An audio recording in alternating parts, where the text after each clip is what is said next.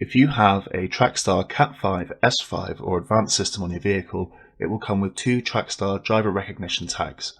These enable the system to know when an unauthorized person is driving the vehicle, or in the case of the Advance, without the tag present, the system prevents the vehicle from starting. In these instances, you would receive a notification to your My Trackstar app, a text message, and if not cancelled within the app, a call from our Trackstar Automated Response Assistant known as Tara. The battery life of a driver recognition tag is roughly 1 year with moderate usage, so it is therefore important to remember to change these batteries at least once every 12 months to keep your system running smoothly.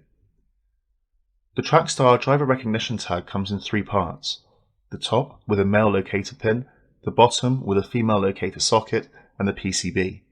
If you have a newer system, you may have a blue teardrop-shaped driver recognition tag. This works in the same way, and the process to change the battery is the same. To open your case, using a plastic instrument or your fingernails, pry the top and bottom of the tag apart, exposing the outer casing and the PCB. The batteries used are standard CR2032 button batteries, the same as you will find in some remotes. Simply slide the battery out of the PCB and insert your new battery with the positive or shiny side faced up.